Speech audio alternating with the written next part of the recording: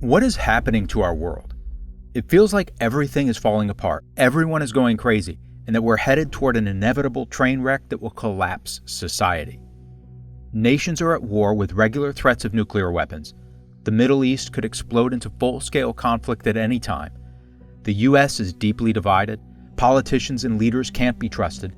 The media is biased and pushes its own agenda. We're told the climate is changing, which is why we see natural disaster after disaster, and somehow it's on us to fix it. People don't care about each other like they used to. Hate, crime, and violence are widespread. Families are breaking apart. Marriages don't last. Honest relationships are hard to find. Promiscuity has become normal. Women are trying to be men. Men are trying to be women. Children aren't just at risk. They're being hunted by twisted predators hiding in plain sight. Kids are growing up confused, rebellious, and addicted to social media.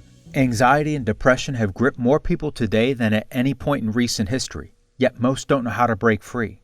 And so many are in pain and suffering every day under the weight of cancer, disease, and sickness. And the problems just go on and on and on. Is this normal? Is this how it's supposed to be? Are things going to get better? Can anyone actually fix the problems crippling society? Or is the world just going to crash and burn with all of us trapped inside? If you ask yourself these types of questions, you're not crazy. You're not alone, and you're right to be concerned. The world is falling apart, but there are answers. There is a better future for you to look forward to, and there is a real solution to the problems we see around us that will change your life now if you act on it. So let's cut to the chase. The world is broken because humanity has rejected the one who created us and designed the world in which we live. In describing the general condition of mankind, the Bible says they have together become unprofitable. There is none who does good, no, not one. Their feet are swift to shed blood, destruction and misery are in their ways, and the way of peace they have not known. There is no fear of God before their eyes. We're also told that Satan the devil has deceived the whole world. Mankind has turned away from his maker. As a result, human selfishness, pride, lust, and greed have led to misery and destruction. Think about it. If all people and nations understood and upheld God's standard of right and wrong, they would keep his 10 commandments. This alone would radically change the entire world.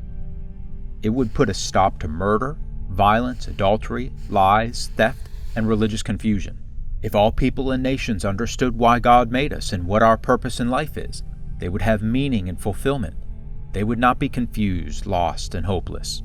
If all people and nations understood the way to peace and walked in it, there would not be war in Ukraine, bombs dropped in Iran, missiles launched into Israel, and genocide in Africa.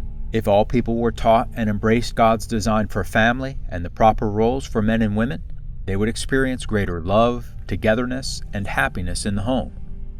If all people learned and followed the biblical principles of diet and health, they would find healing and wellness both physically and mentally. If all people were taught God's ways, if they were shown how to choose humility over pride, generosity over greed, outgoing concern over selfishness, and truth over lies, then our world could finally become the world we all wish we had. It would truly become a place of peace, equity, justice, and joy. Ultimately, God's biblical principles are being broken, and this is the root cause of all our problems. The good news is that this won't go on forever. God has a plan. He has a solution. The solution is to teach and enforce true biblical principles across the globe. And this is exactly what will happen when Jesus Christ returns to earth to take over and establish his one world ruling government. The Bible refers to this as the kingdom of God. This is the gospel of the kingdom of God. The prophet Isaiah foretold of this kingdom, saying, "For unto us a child is born, unto us a son is given, and the government will be upon his shoulder. Of the increase of his government and peace there will be no end, upon the throne of David and over his kingdom, to order it and establish it with judgment and justice from that time forward, even forever." Yes, Jesus Christ will return to fix the problems crippling society. He will be king over all the earth. He is the Prince of Peace, the King of Kings and Lord of Lords. His return will begin the times of restoration of all things. This will be a time when all nations will lay down their weapons and stop fighting. Isaiah 2 verse 4 says, "They shall beat their swords into plowshares, and their spears into pruning hooks. Nation shall not lift up sword against nation, neither shall they learn war any more." It will be a time of healing. The blind will see, the deaf will hear, the lame will leap. It will be a time of prosperity and abundance. It will be a time when the earth shall be full of the knowledge of the Lord as the waters cover the sea. And it will be a time when people from every nation will go to Jerusalem to learn God's laws. Many people shall come and say, "Come, and let us go up to the mountain of the Lord, to the house of the God of Jacob. He will teach us his ways, and we shall walk in his paths.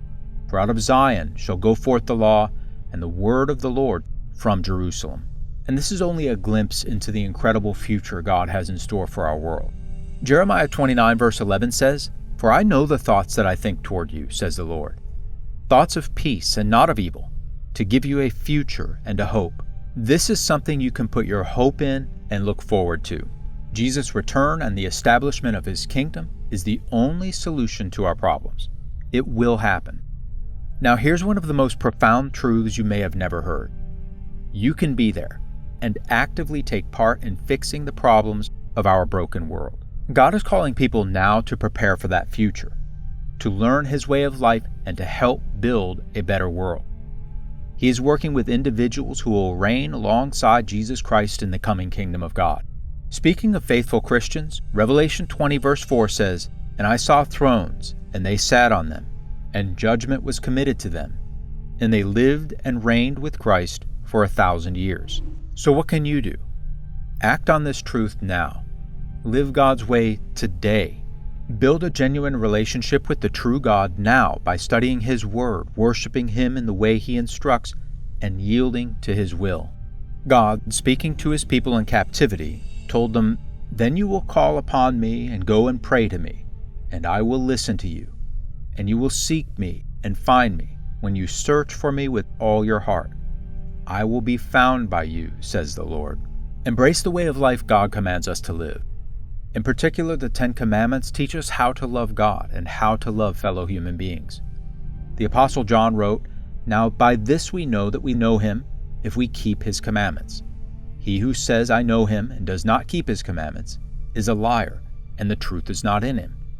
But whoever keeps his word, truly the love of God is perfected in him." And later in the same epistle he writes, "For this is the love of God, that we keep his commandments, and his commandments are not burdensome." Ultimately, if we seek him with all our heart, we come to know him, his way of life, and make real changes, we can be a part of his kingdom and reign beside Jesus Christ to fix this world. So if you see the evil in our world, if you're upset by corruption and perversion, if you're watching society tear itself apart and are tired of it, you are not alone.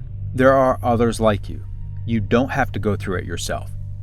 In the book of Romans, God inspired the Apostle Paul to write, "Do you not know what the scripture says of Elijah, how he pleads with God against Israel, saying, 'Lord, they have killed your prophets and torn down your altars, and I alone am left, and they seek my life.' But what does the divine response say to him? 'I have reserved for myself 7,000 men who have not bowed the knee to Baal.' Even so then, at this present time there is a remnant according to the election of grace." There's a remnant today, people who see what's happening today, like you do, who are choosing a different path. There is a truly exciting, rewarding, and incredible future ahead. You don't want to miss out. So don't give in to the darkness, don't give up on hope, and don't walk this road alone. There is truth, there is hope, and there is a future worth living for. And if you want to learn more about what's coming, watch this video about the kingdom of God.